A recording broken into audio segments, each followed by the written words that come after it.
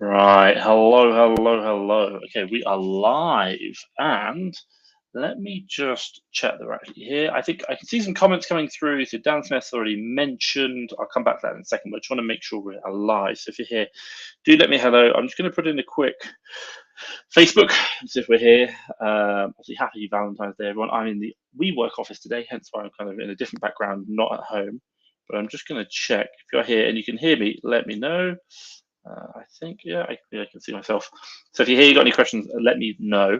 Obviously, I'll try and answer them all down below. But the whole point behind this really is to support you in your business and obviously to help you out. So Dan Smith has come in and said, yes, live. Fantastic. So you can hear me. Cool. Thanks, Dan. Let's kind of come back. So if guys, if you've got questions, do just ask me. I'm obviously I'm here to help you. So that's the whole point. So Dan Smith has said, what's the name of the prep center you mentioned that you use? It's American Warehouse in Delaware. Let me find it's like Amaware, I think it is. Amaware, Delaware. I think it is, yeah. So because it shows how much my team do it all now. Let me just see here. Amaware. Yeah, it's called American Warehouse in Delaware. So if you Google for that, you'll find it. So they're the people we use. It's about $1 per item, and then on top of that, it's about $30 for them to build the shipment plan for you, which just makes it a little bit easier. So like we probably ship 100 to 200 items at a time, so it adds a small cost on, but I'm like it's just easy, so that's fine. So yeah, we use them. Hey, that makes sense, Dan. Thanks for letting me know we're live. Amit has come in. My God, firing out the questions. Good. So, what's more important for us, rating history or review?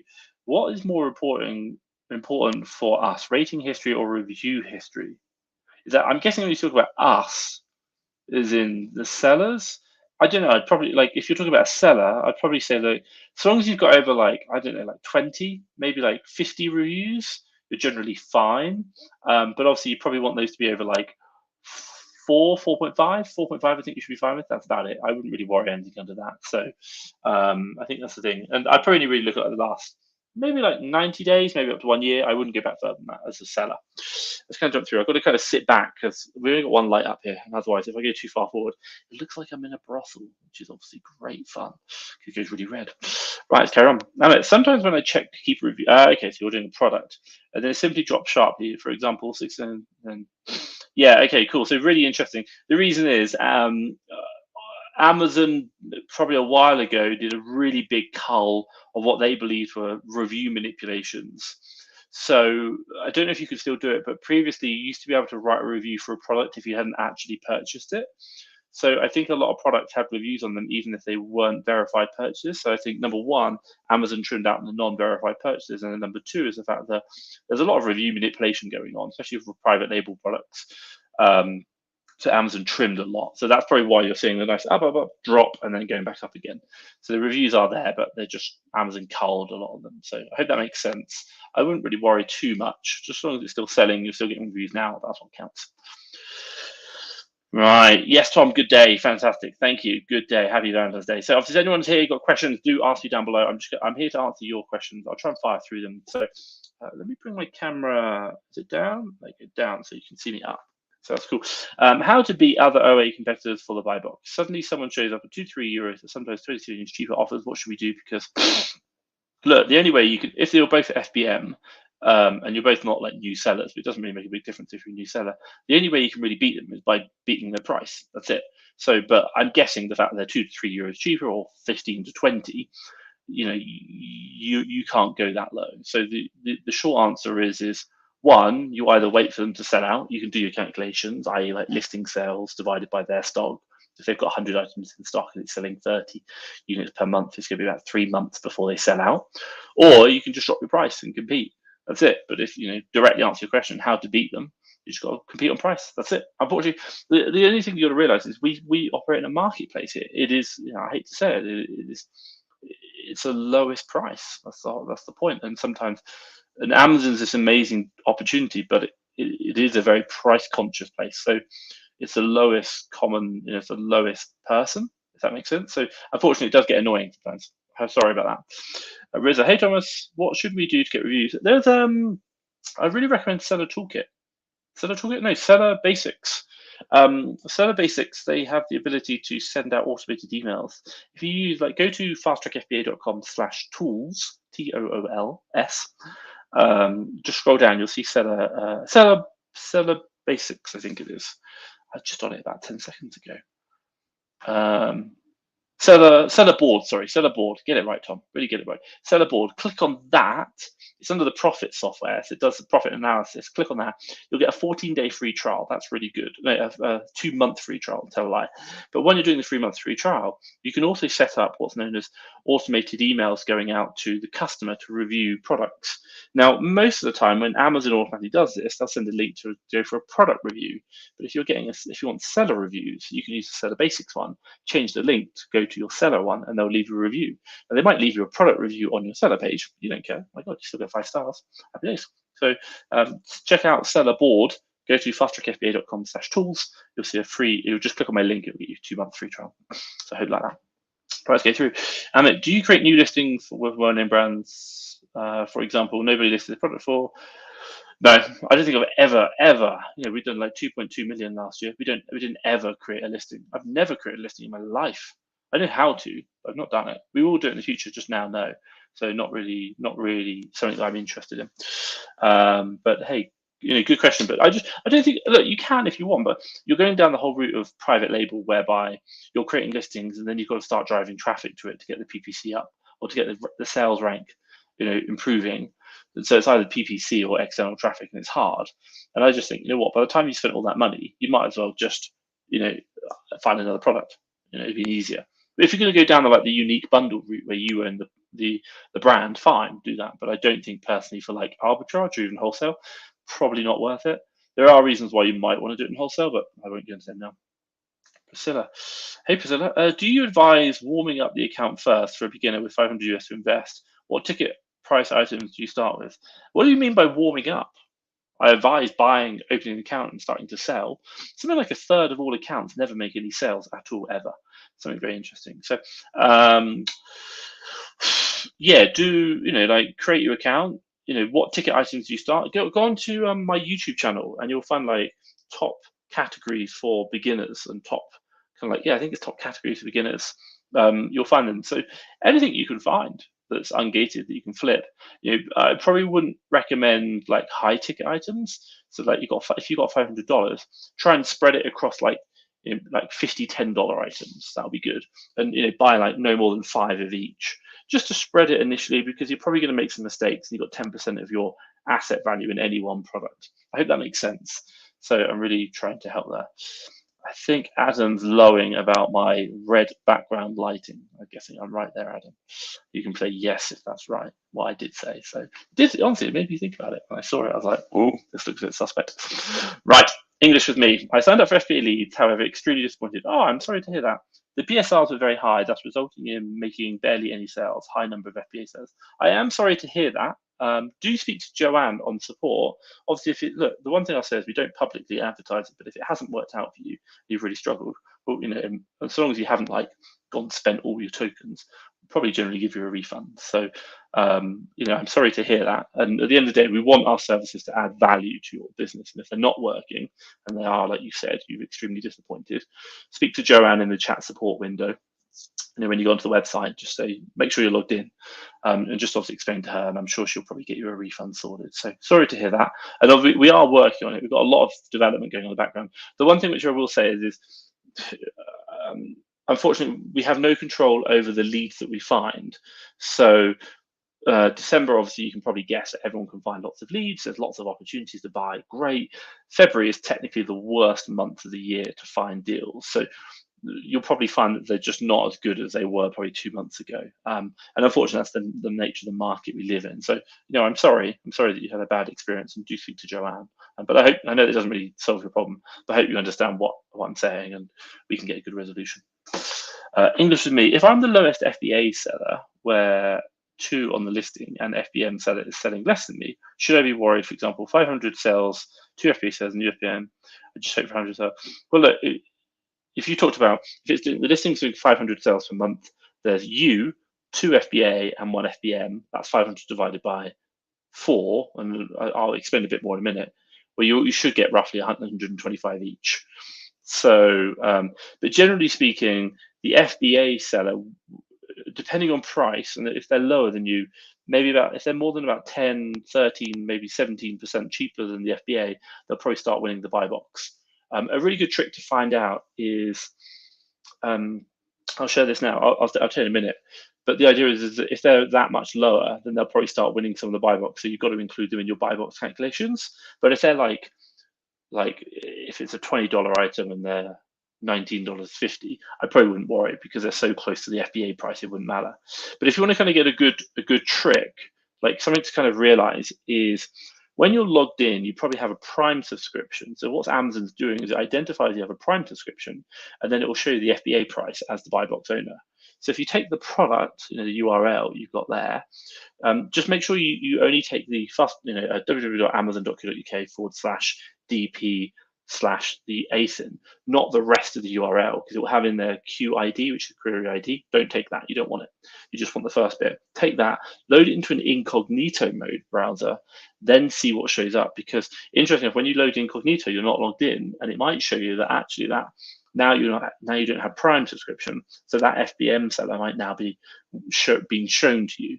So they will make sales for non-FBA sellers. I hope that makes sense. A little bit technical, but the idea is you can just kind of use that trick to see whether someone's price point is enough to make it worthwhile. Obviously, you've got to make sure you put the postcode in. That's the other thing, to make sure you put the postcode in right, or zip code if in the US. But for you, if you're the lowest FBA seller, you should generally share them across, if not you and the 2 other FBA, or the 3 of you plus the FBM if they're low enough. I hope that makes sense. Let's move on. I found deals on eBay that I've bought. Seller have great reviews. But over the last few weeks, you've talked about invoices to counterfeit claims. Worried that eBay? Yeah. Like, look, I'll say it to you right now. Don't. We used to buy products from eBay, and the only products we'd ever buy from eBay were from like the Argos outlet store or Debenhams outlet store on eBay. And only the big name brands who have an outlet store we would buy. That was it. Even if there was like some seller who was a #1 bestseller, 100% review, we'd never even touch them with a barge pole. Why? Because it isn't about whether the product's legit or not. That doesn't matter. It really doesn't. What really matters is whether you can prove they're legit or not. Because if you can't prove they're legit, then when that one seller goes, oh, I don't really like this product, I just want to return it. What box do I collect? Unwanted, or I think it's fake. Oh, just click the fake one. Yeah, whatever. Done. That's what they do. And then the moment that happens, Amazon goes, hey, we've had an authenticity complaint. Can you please send us the invoice to prove it's legit? It's just a process that they have internally. But then you're like, damn, man, like this is, this is now all of a sudden you get a strike against your account. And I hate to say it, like a couple of them, depending on your sales volume, can really screw you over. Seth Baker does $1 million in Amazon USA. He got banned from the UK for buying from eBay, selling on Amazon. So if you want my advice, don't do it. I know the margins are there. I know it's hard to find other deals, but at the end of the day, don't lose the opportunity to make a lot of money because of one opportunity. It's like this is the easy route. Like, yeah, it's easy, but it's dangerous. That's why it's easy, and you could potentially lose the whole opportunity. So that's why we don't do it. I hope that makes sense. That'd be my advice. Dan Smith. So I found American Warehouse in New Hampshire. Yeah, sorry, that's the right one. New Hampshire. I was saying Delaware. It's not. It's New Hampshire. It's a tax-free state. That's why we do it. So New Hampshire is. So it's American Warehouse in New Hampshire. They are the warehouse we use in the US because they're in a tax-free state. There's like 5 states in the US that we use. It works, and Dan's done it there. So that's it. I won't lie. We did have problems with them over Christmas. They've pretty much got all the stock shipped now. They were hit by COVID. It did cause us real problems. Like our revenue's going up and up, and then came down, and then we started getting back up again now. But I do just think, we've been trying to contact a lot of warehouses, and it's tough. Like I even went and met a warehouse. I went to a warehouse in Florida last week. I went and met an owner of a warehouse. They were like, I was like, you're full. They're like, how long have you been here? They were like 2 months. I was like, you're full. They're like, yeah, we're going to open another one. Like, it's crazy in the US right now. So, especially in tax-free states, I think it's really challenging. So I hope that makes sense, Dan. Adam, you should be worried about eBay sellers drop shipping. Should we be worried about eBay sellers drop shipping our Amazon listing or flattered private label? I think it's up to you. I think that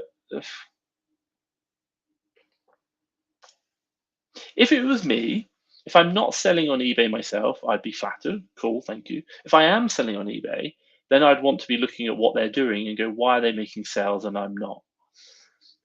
And that would be it, really. So, but I don't think there's anything against it in regards to eBay. I know they don't really like the Amazon tracking, but at the end of the day, you want sales. So, I think I think the question is,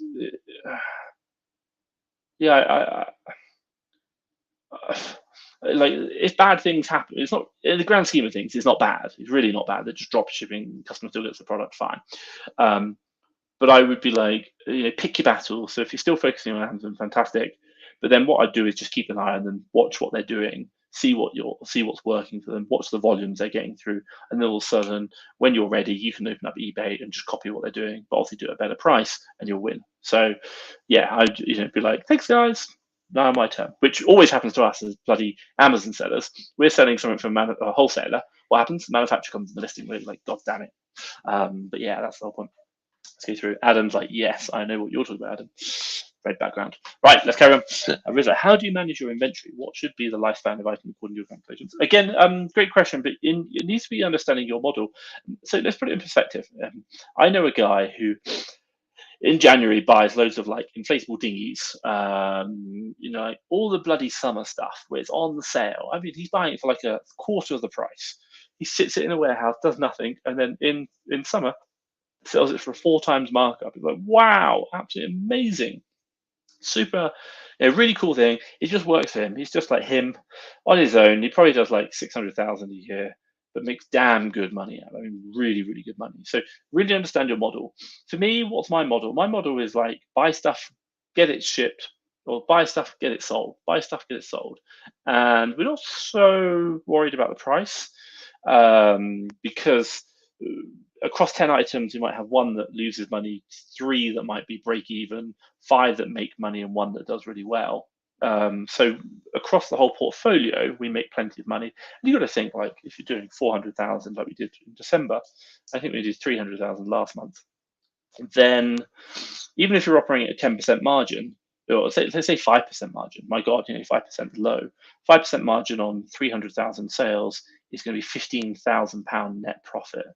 I don't need 15,000 net profit. So for me, my model is a bit different because we do more volume. But generally speaking, we try and not have any more stock for longer than 90 days, but it's up to you. And if I kind of explain the kind of the model that we work on is spend all the money. Once we started running out of money, then we start clearing the stock down from Amazon. But we don't clear the stock down until the money's been spent, i.e. there's no more money in the bank. That's a kind of good way to think about it. Because at the end of the day, cash in the bank doesn't make you money. Stock in Amazon's warehouses, that makes you money. So maximizing the amount of cash converted into stock, which is in Amazon's warehouses at any one time, is where you're going to make your money. I hope that makes sense. Great question there. Mohammed, do you still see OA as a viable option to grow a great business in 2022? Hell yeah. My God, I'm so heavily invested in it. I run 3 companies, all either doing OA or in the game, and we're going to do another one this year. We should. I think probably like kind of Q2, Q3, we'll do another business into Germany doing OA again. So yeah, definitely.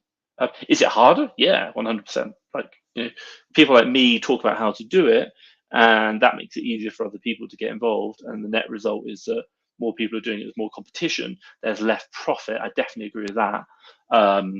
But I do, and also as well, more manufacturers and suppliers are more wary of resellers, don't want marketplace resellers, becomes harder, but still is it a great way to grow a business? Yeah, my God. Try and build a business, Amazon deals with logistics, deals with sales, customer, everything. That's half the problem solved. That's the big part. You just got to find products cheap. Simple. Riza, I see really hard to get good profits competing with other sellers by lowering price continuously. You are right. And if you look at it individually, i.e., like on one product, you are going to struggle. But hopefully, you should have a range of products whereby some of them you are going to have to become competitive on and probably lose money. That's the very nature of what we do. We're in a market. Stocks and shares lose money. Bitcoin loses money sometimes, depending on what price you bought it at. But also, though, you should have other products which should be making money. So don't ever look at the individual. Look at the portfolio as a whole. And how do we do that? We track our ROI every week. So you want to see a positive ROI every week. If you're seeing a negative ROI every week, then you've got big problems. English to me. What about £16 and £13, but I have free shipping and they have $2 for shipping. So his price is the same if you include shipping. Yeah, it doesn't work. It doesn't work. You need to be. I'm assuming the 16 is FBA and you're 13 plus $2 for shipping. Oh, but I have free shipping, and they have. That definitely. Well, okay, so let's do this. Because 13 plus 2 doesn't equal 16, it equals 15. So it's less. But I'm going to assume there's some math wrong there, but you're both 16. One was shipping, one. I don't know the answer. I really don't. If you want to ask me, you've got to do a test. You've got to do a test. Go find another listing whereby there's only you and another FBM seller. There can't be anyone else. And do this. One of them's got 14 plus $2 shipping, and you put yours at 16. And just run it for a day. What you want to do is then go to Seller Central, Business Reports, go to Business Reports, go to Sales Data by ASIN, by child, and then look at that ASIN, and then look at your buy box percentage for that date period, which is the 1 day, and see what percentage you won. Because then you're going to get the answer. I don't know the answer because I don't do FBM, but I think you can set up a test whereby you can start to understand Amazon's algorithm and see how it works, whether it is a free shipping or is it a +2 shipping, which one works better. So I hope that makes sense, but that's how I would approach it. Dan, do you use Just Slick to appeal all your Amazon account histories in both USA and both? If not, yes, we do. I had a chat with him the other day. Yeah, I do. Yeah, I had a chat with him the other day. I was going to go meet him, but I've been so caught up. The USA over the last 2 weeks I've been in the USA, so it's been so busy. But yeah, really good, really, really good. If you wanna get a link to him, www.fasttrackfba.com/tools. Scroll right down to the other, and you'll see a link to Jeff Schnick. I can't know if I'm saying that right, but really good. Really helps on my IP. I think we have 0 IP complaints on the UK. That's good. Cool. English with me. It's 2 FBA sellers, including me, but I'm 6 FBM. Seller is too competitive.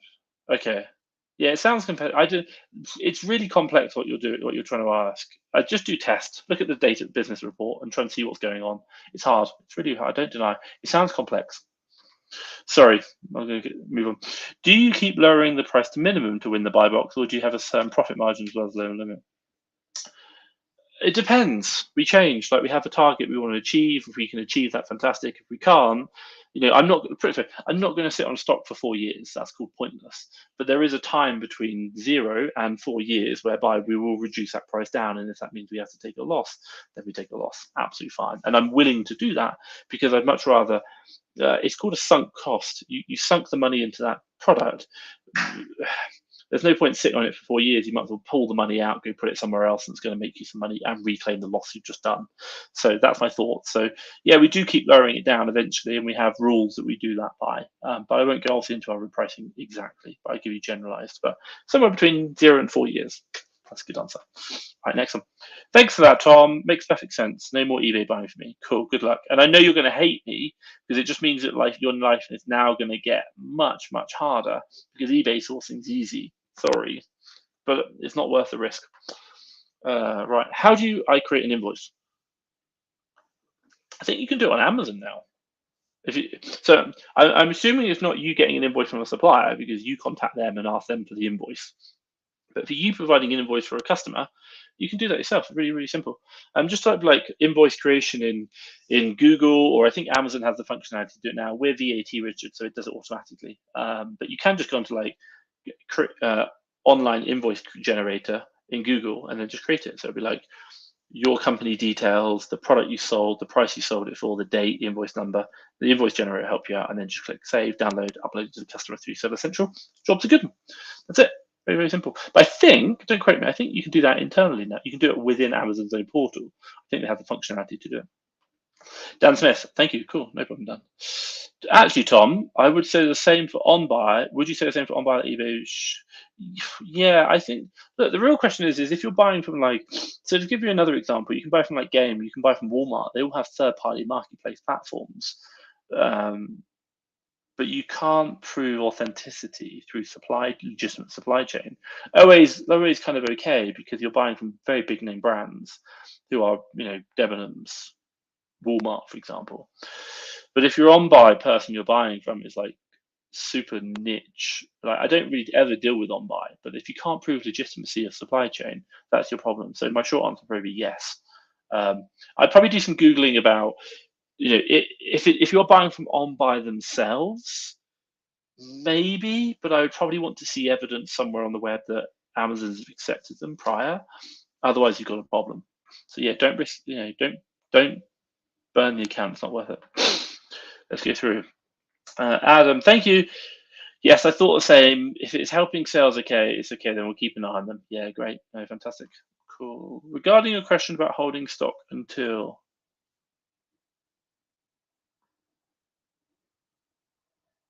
I'm not too sure. Sorry. Right, let's carry on. If you've got questions, guys, drop them down below. I'm getting through these. Not too fast today, but it's quite nice.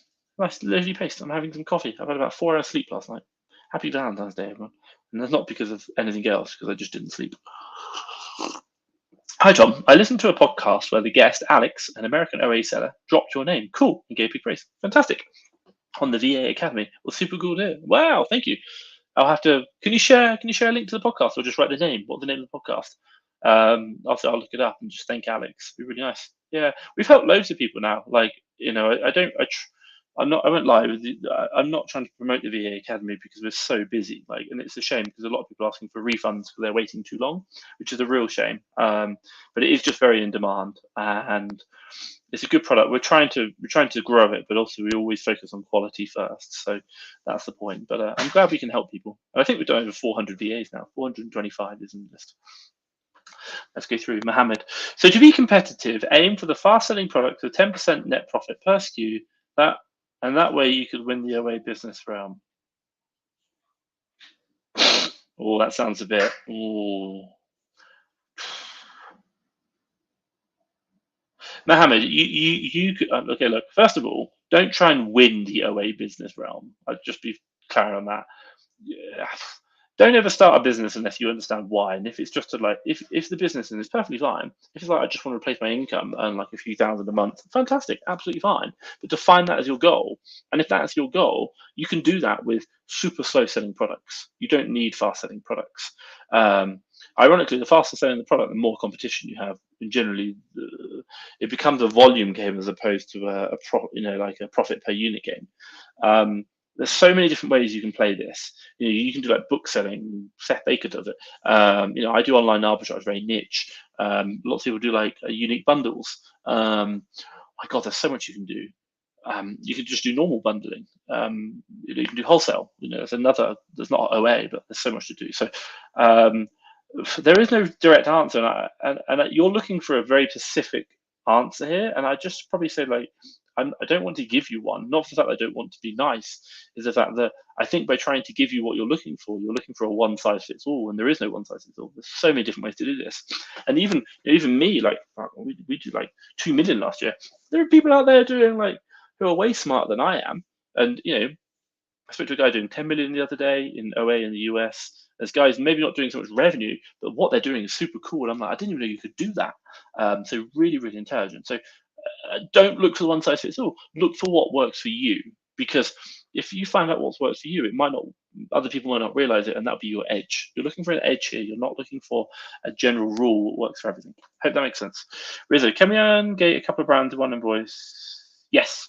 I think Reezy Resale did an amazing one where you got ungated like 16 different categories and brands with one product. It was like a Star Wars, Disney, keyring chain, something. He did a really cool video. Check it out. Reezy Resales, How to Get Ungated. Is a really cool video. I was like, wow, big respect to him. So yeah, you can do it. Regarding your question about holding stock until you need to free up the money, surely the storage fees eats the profit and you can end up making a loss waiting for them. Yeah, but I'm guessing you're probably not holding on to the stock for longer than like 6 months to 1 year. Like, my God, if I got like, here's a quick question. Let's say, for example, okay, so I'm going to play a scenario with you. Let's say, for example, I've got X amount of money in the bank, and every day my entire goal is to spend as much of that money as possible. Well, I reckon after 6 months of non-stop spending, I'm probably going to be able to spend it all. Unless you're like you've got 100,000, 200,000, £1 million, which is very unlikely. Most people don't start off with huge amounts of money. Most people have more deals than they have money to buy. And even if they're dropping the margin down they're looking for, let's talk. We talked about 30% originally. Now we're talking about 20%. Let's say, for example, you even go down to 10% deals, because 10% of the deal is better than 0% in the bank. The idea is that you're going to be able to convert that money into deals quite quickly. So you should never really get a point whereby a year down the line you're still trying to spend all the money, because if that's the case, my God, like you should be hiring VAs, getting lead services, etc. long before. That'd be my answer. So I understand what you're saying, but the storage fees are a very small percentage. Like, we pay over 1,000 a month on storage fees, I think, but yeah, it's not like it's a small percentage of the overall portfolio. Anthony, how do you get purchasing managers to use your credit cards in the Philippines? Okay, so if you're in the VA Academy Aftercare service, sorry, I'm in an office right now. So if you're in the Fast-Track FBA VA Academy, go ask this question in there. We have a really good solution. I don't want to share it publicly because it's a good solution, so I want to do. So Fast-Track FBA VA Academy, ask this question in the private Aftercare group. We have a couple of good solutions that work really well. Fundamentally, the one thing you need to understand, if you give someone else your credit card, whether it be a Filipino VA or someone else, that is your risk. And if they go and spend that money on, I don't know, a new BMW from sales, then you're the one who has to pay it back. There is no protection from your negligence by giving someone else your credit card details and setting them up. So you can do this, but you have to, there's still risk. But Andy, go look in the Fast Track FBA VA Academy Aftercare. There's a good solution, really good solution. Ricardo, hey Tom, I've been reading about a lot of hidden fees linked to shipping hazmat to Amazon warehouses. Do you know anything about this? No, I don't really know much about hazmat, but I can kind of guess. So at a very fundamental level, you're going to have, just look at your fee structure. Let's draw a line down the middle. This side, Amazon warehouses. When you sell something, you're going to have generally 2, if not 3 fees. It's going to be referral fee from Amazon. It's going to be the FBA fee to get the product from Amazon's warehouses to the customer. And then the final one might be an optional closing fee. That's it. They're the only 3 fees you're really going to pay. Obviously storage fees as well, but generally just for the cost of sale. Done. Now, so that's it. That's all you're paying. Now on the back end here, let's say for example you've got the product, then you're going to have to pay a fee to get it into Amazon's warehouses. Now, UPS generally, don't quote me because I don't really do this. We are going to start doing it, but not yet. UPS generally won't take hazmat items. So UPS have great shipping rates with Amazon, but they won't take, or USPS, I think it is in the US, they won't take hazmat items. So you're going to have to use a different courier. That's where there's an increase in fee cost. If I put it in perspective, it might be the case that per item right now, it costs us like, I think we factor in 24p per item to ship from the warehouse to Amazon in our calculations. It might now be that it's 40p. So when you're doing the, because it's just going to cost you a bit more. So just check it. I would speak to your prep center or speak to a courier who can ship these items. They're all going to always be ground. It will never be air. And it's just going to it's that back end which is going to increase. Everything from Amazon, which shouldn't really have an increased cost, as far as I'm aware, but I'm not 100% sure on that. But yeah, that's my thoughts. Ricardo, thank you for having advance. Glad I can help. Cool. Samana. More and more sellers are coming to Amazon every day. Yep. So competition rising. My God, I need more coffee in my life. I want to listen to some tips on how to beat the competition on Amazon. Okay, I'm going to tell you something, and you're going to hate me for it. There is no golden secret that is called how to beat the competition. It doesn't exist, because if it existed, all it takes is 1 or 2 people to share it, and then all of a sudden, bang, they're going to get it. So the short answer for you is this: there is no kind of secret. At a very fundamental level, what you're trying to do is when you're getting more sellers, you're getting more competition on Amazon, and you're getting more decline in pricing. So what have we done? Well, we've just done more volume. So we probably get less profit per unit, but we get more total units. So cumulatively, we make the same amount of profit overall. We're just now doing more work for it. And that's the very nature of competition. And I hate to say it, we're in a marketplace. So I don't get to control Amazon and tell them, stop selling their products, sell mine. So what you're trying to do is, to kind of answer your question, you can't really beat the competition, because the only way you can beat them is by lowering the price, which means you're going to lose profits, which I think is contrary to what you're trying to achieve, which might be the fact you're looking for more overall profits by selling more volume, which could be fine. So you can increase volume. The other one is you can do like unique bundling. That's another option whereby you create your own listings and you have your own brand and you own the IP on that, and that's fine. You can kick people off when they try and sell on it. You can do private label. You can do brand exclusive deals. You can get better supply chain, or not sell on Amazon. That's it, really. I'm sure there's other ways, but I hate to say it, like, it's Amazon's a really simple model. There's lots of little nuances in it, but at a very fundamental level, it's quite simple. And because it's simple, lots of people can do it, and as a result, there's more competition. And there's no golden egg. There's no golden answer. So I'm sorry. I think my answer for you is just find what works. Like, really find out where you're making every day review.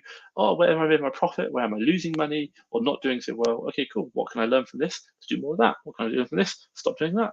That's all I'd say. You're trying to look for your edge. Hope that makes sense. Adam, yes, okay. This is where the destroy stock comes in. If it really never sells reduced price, yeah, my God, like I don't think we do destroy stock, but only if it's like completely ruined and you can't get it returned. That's it. But everything else is fine. With that, what should I do if I see an IP claim on a brand? Does that mean that I can't sell it ever, or possibly?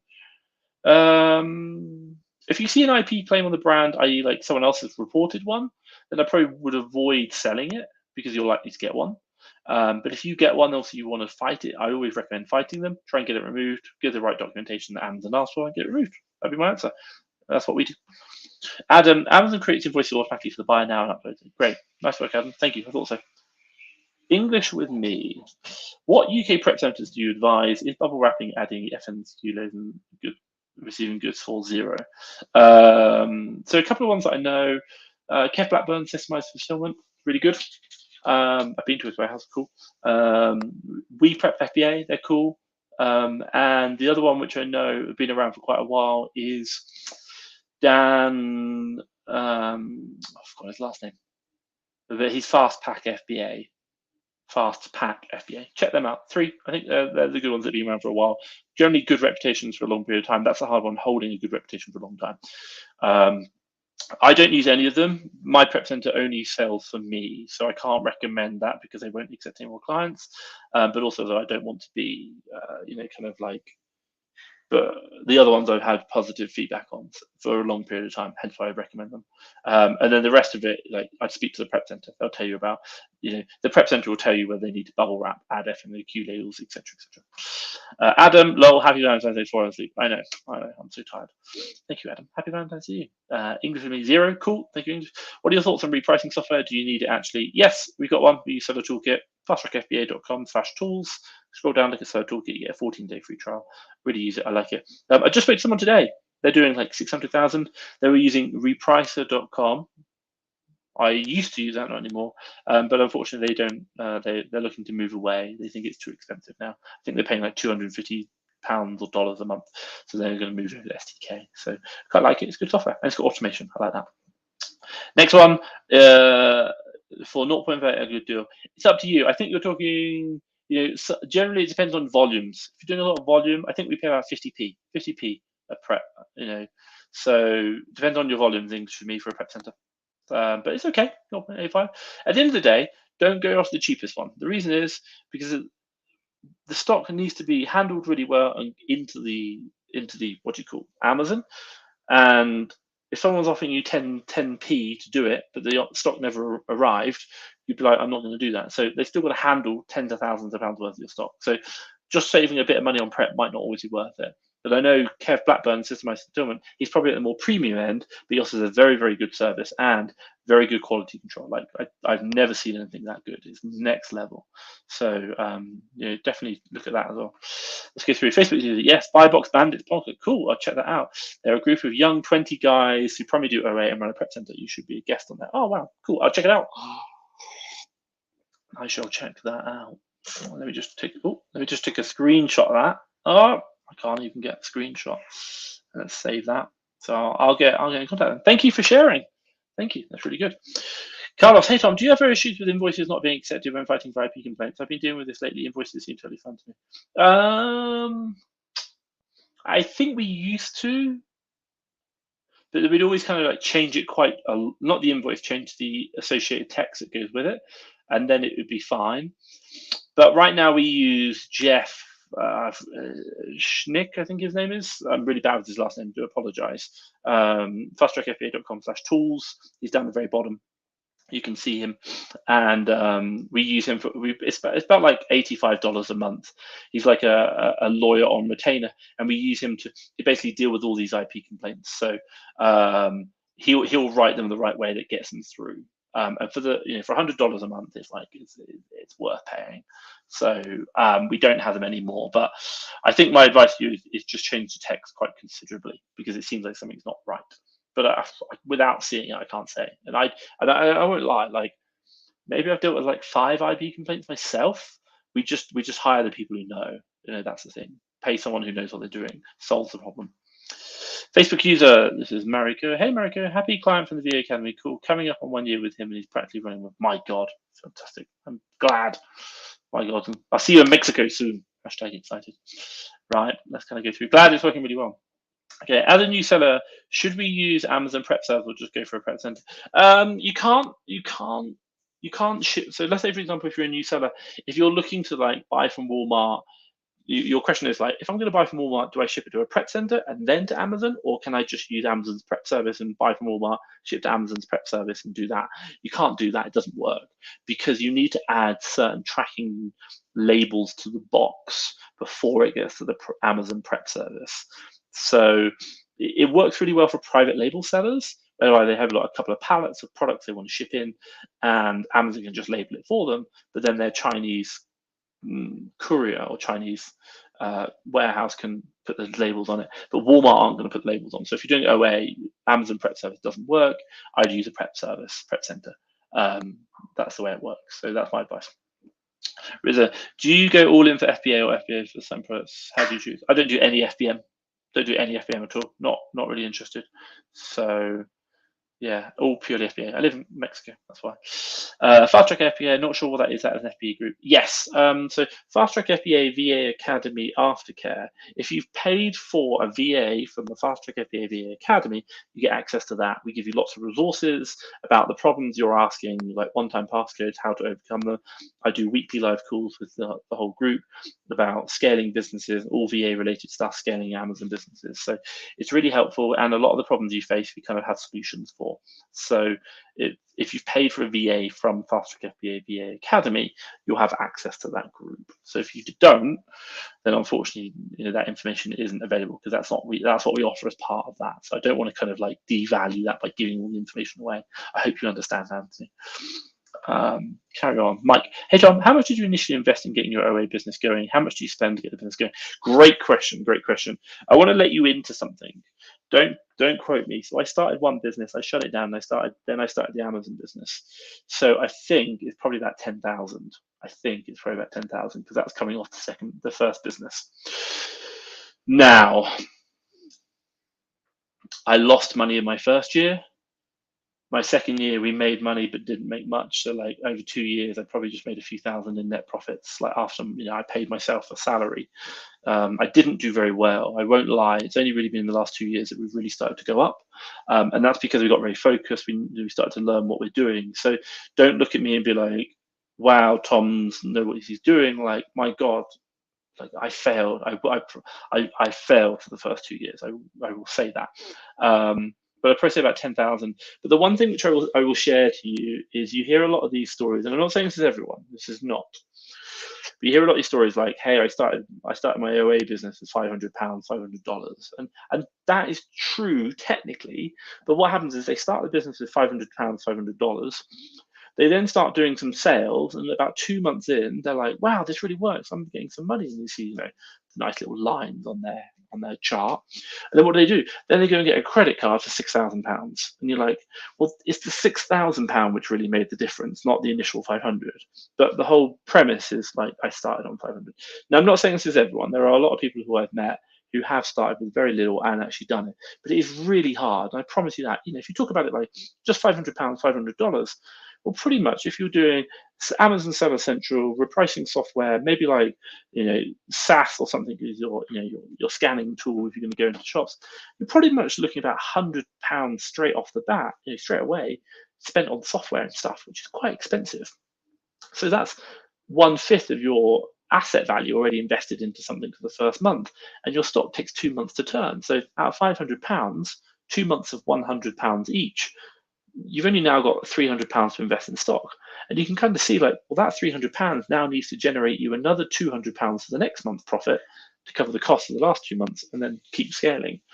It's like, it's really hard. And that's why I say to people, like, at least a couple of thousand to start off with. Ideally, you want to probably get into like 5,000, but which is why people use credit cards once they see the models working. And I think that's the one thing that people don't really talk about that much. So, and I'm not here to call anyone out, and there will be people who've done this very well. So, and big respect to them. Sean Gilbert, he said he started with $500, and every month, £500, he kept bringing an additional 500, and he's adamantly against credit, period.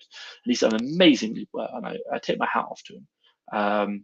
But it is a hard thing. There's a video we've done, I think it was last year, of like getting started on Amazon. How much does it really cost?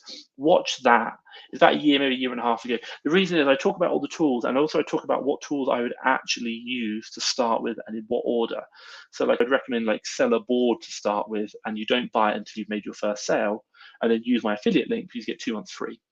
And there's a little trick you can do when you get more seller reviews. But the only real thing I'm going to really recommend is like, you need an Amazon Seller Central account, and then maybe I might recommend buying like SaaS Seller Amp, because it has a really good online app that you can scan with, and it's pretty cheap.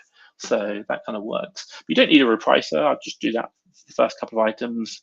But you can use the trials of all the software. So I hope that makes sense. But hey, great question, and a really good point. Next one: if one seller is holding 70% of the buy box, should we compete him and total sell of the 5? If you think you can win it, fine. My God, I just look, top tip for you. There's going to be so many different scenarios within the Amazon marketplace. I would really recommend just trying to play with them and figure out how Amazon works.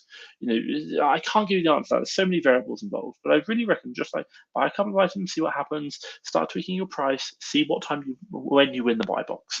Really recommend doing that, because you need to learn how it works. And once you understand what happens when you start selling, you can then make that prediction before you even buy the product, and that is powerful. So, the way people say it is like, "Oh my God, I've just invested £500. I'm not making any money." I'm like, don't worry if you invest £500 and you make nothing. It really doesn't matter. Think about it as like you invested £500, you got your £500 back, and you got an education for free. Like, my God, we spend thousands of dollars, thousands of pounds on education. So this is free education. Practice. Make mistakes, promise you. Yeah, I found storage fees were killing me, so I changed tack by trying to sell out within a month. If no sales are within a month, it goes break even loss. Yeah, to be honest, we're not that aggressive. My God, I think I have nothing under 90 days, but the majority of my stock is between 0 and 60, not within 1 month. That's pretty crazy. And you say storage fees are killing you. Wow.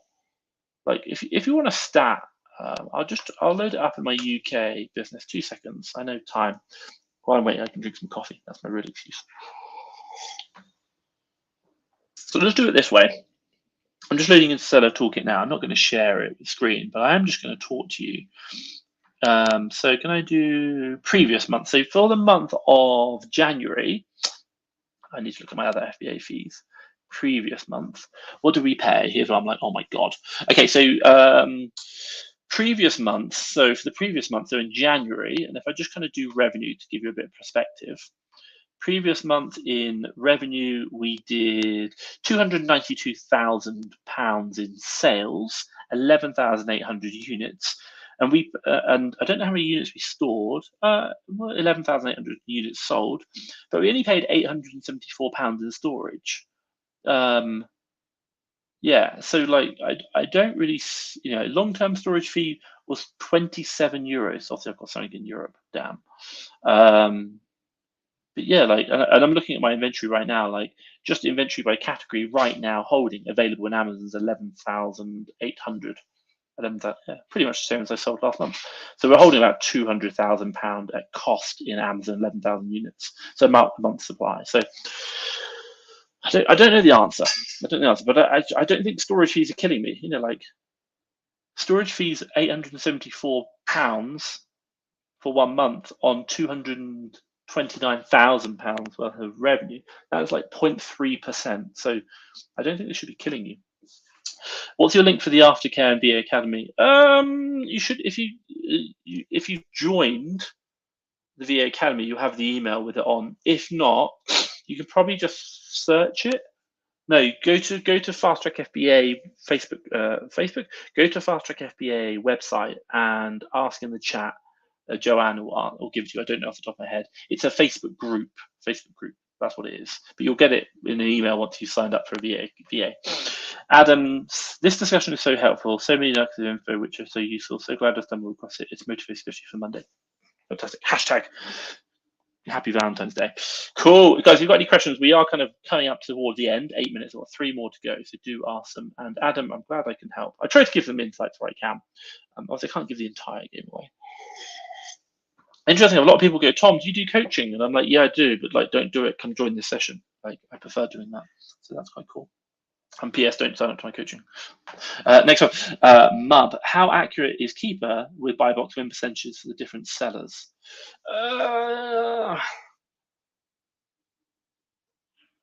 can't give you an exact answer, but it doesn't show you everything, and it's not for the fact that it's trying to hide anything. It isn't. You need to just understand the way it works. Let's say, for example, if we just take one product over the course of a day, how does Keeper get that information from the course of the product? Well, it gets it 2 ways. One, it gets it through Amazon's own API, which is by asking Amazon, let's say, for example, just talking about who the buy box seller is and their price. So over the course of one day, well, Keeper is going to use the API to ask, hey, Amazon, for this product, who's the buy box winner? And they might ask it at like 1 o'clock, 4 o'clock, 2 o'clock in the afternoon, and 9 o'clock. So they do it like 5 times. They ask that question. And Amazon's going to tell the answer. So at those times, they know exactly the right information. They also collect the data from their Chrome extension, i.e. when someone goes onto that product, Chrome extension will scrape the data and then obviously share it back to Keeper, and Keeper amalgamates that all into the database. And they might do that again at like 6, 7, 8, 9 o'clock, for example. Now, what you need to understand is between the times it's done the API data and that, there are gaps where it doesn't know. So it could be the case, and if we just talked about one product in isolation, it might be that the Keeper checks the price at 1 o'clock in the morning, and then again at 11 o'clock at night. Now, it might be the same seller between those two, but what we don't know is in reality, the seller might have changed 3 or 4 times, but it just so happens at 11 o'clock it's now gone back to the original seller. So we think it's the same seller when it hasn't really. And the real truth is that. So the more granular you look at the information, the clearer the data, so the more accurate it is. So what you've got to realize is Keeper is accurate, is a very good tool, and I do really like it, but also it isn't perfect. So just understand that. So I hope that answers your question.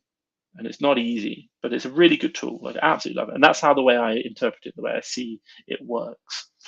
So Mike, great. Thanks, Tom. Cool. Glad to help you, Mike. Great question, by the way. Anthony, I'm finding fewer deals than expected using soaps and ROI threshold. I'm concerned that I will not be able to scale my business in the future. Hard work, low returns. What can you say to encourage me? Keep trying. Keep trying. And I promise you. Interesting. Oh my God. I'm not going to lie, like we operate for about 20%, but we're doing like $250,000 a month. So there is a difference. The more volume you do, generally got to be lower on your criteria because you can't find enough deals. But if it sounds like you're just starting, so you're looking for a couple of thousand a month, like fine, like you should be able to find it. You just got to keep trying. But here's the thing, it's not easy. It really isn't. And if it was easy, then everyone would be doing it. But if you want, if you look at the 30% ROI, stop going for the high, fast selling items. Go for the slower selling items. It might be the case that you're looking for like super fast selling items, 30% ROI, really hard to find. It might be the case that you find 5 or 6 different products which are slower selling. Maybe cumulatively across all 5, 6, you're now doing the same volume as the one fast selling one, but now you've spread your risk across 5 and 6, and then we're doing 40, 50% ROI. Maybe 100,000 sales rank BSR above. That could be an option. A lot of people do that. It does work. Again, find out what's working in the business. I hope that makes sense. And Anthony, the other one I'll say as well, you can find a product today which makes 30% ROI, and then when you sell it, it doesn't actually make 30% ROI because the market's changed. But also inversely, you can find a product today which is only making 15% ROI today, but because you understand the graph and you know what's going on, when you come to sell it, it now makes you 40% ROI. So it does work both ways. Just be aware of that. Learn. Cool. Faisal. Hi, sir. Hi, Faisal. Hi, sir. I pay extra for Buybox X software that's meant to give you advice with IP claims. All they say to me is remove the item and delete the listing. Seems like Jeff actually helps with the claim. Yeah, 100%. Like, yeah, my God, that's Buybox X software. No idea. Like, if they're just giving you the same advice, like, why are you paying for it? Because it's exactly the same. That's correct. Remove the listing and delete, but they're not actually removing the IP.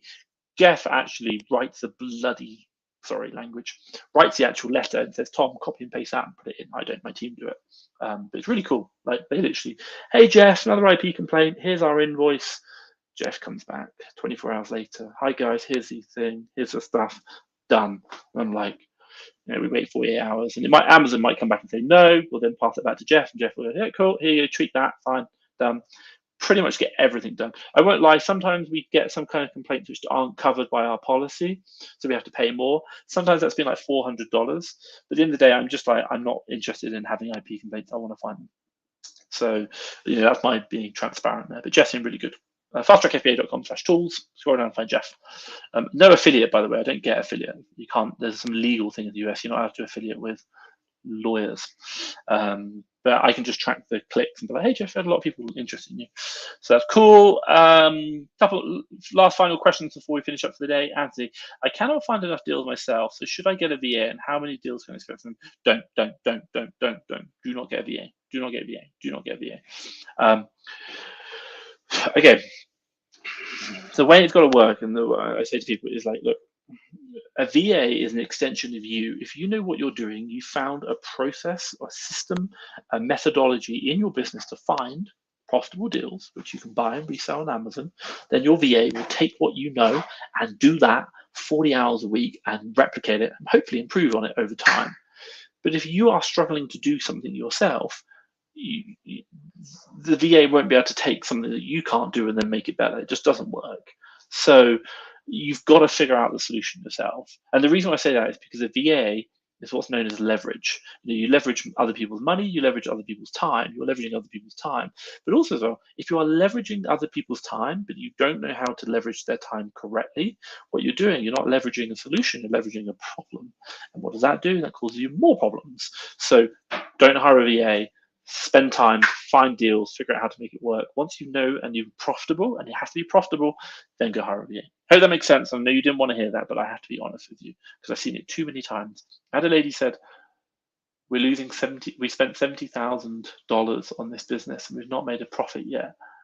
And I was like, oh my God, you need to get this fixed. Like, and they wanted to hire a VA. They actually paid for a VA, and I was like, I'm refunding your money right now. You're not having a VA. So, yeah, you have to figure out yourself. And I hate that because you can lose 2,000 of your own money, fine. But if you put 10,000 into a VA who doesn't know what they're doing and you can't help them, then you're going to lose 10,000. So just don't do it.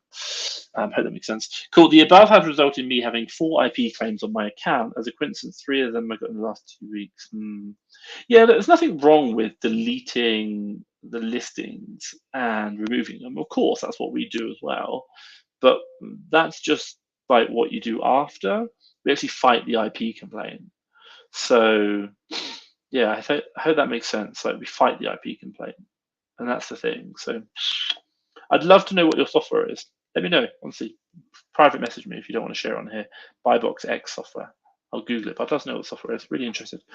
Anthony has said, great answer, Tom. Thanks. Cool. My God, you guys have great questions, and we finished on time. That means I get to drink some more coffee, maybe have a sleep for the next 2 hours. So, ladies and gentlemen, it's been a real pleasure. Thank you so much. Happy Valentine's Day. Sorry for taking away from your loved ones, but obviously keep smashing your Amazon business. This game is hard. It's really, really hard. And I will say this, like, I talked about it just gone. January just gone. We did, so last month we did 300,000. Now, if we're working at 5% margin, we work at a higher margin. That's £15,000 net profit. Now, I don't know about you, £15,000 is quite a nice amount of cash to have. Now, I'm not saying this to say, oh, look at me. What I am saying is that 2 years ago when we started out, to earn even 10,000 was incredible. I was like, oh, I can't even imagine a month we can do that.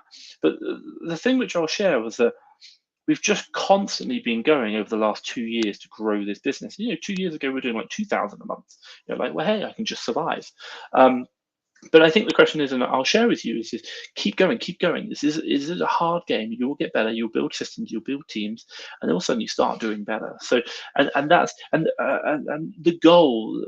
This business is not about the money you make today. It's about where you're going to be in like 2 years, 3 years time. Everything you do today is not about what you're going to get today or this month. It's what about you're going to get next year, 2 years time. Because I do not know a single job in the world whereby you can work your ass off in 2 years and maybe 10x your revenue or 10x your profitability, and then also as well decrease the amount of hours you work and build a sustainable thing. Like, that doesn't work in jobs, but in business it does. So this is not about doing it quick, it's about doing it slowly. And I know it's all like the same thing. Like everyone says, get rich slowly. But it's true. Build the great systems, do it really well. So I hope that makes sense. I'll just do the one last one. Hi Tom, you've seen IP complaint candidate. Yeah, we get, obviously we pass the retailer receipt, speak to Jeff, he writes it up, we send the receipt. Jobs are good and all happy, get it removed, because it's not counterfeit. It's a legit product. We bought it from a legitimate supply chain. So that makes sense. But hey, ladies and gentlemen, thank you so much for your time. Thank you for joining me. I will, same time next week, I will be here. Bring your questions, and thank you for sharing your time with me. Stay safe. Bye.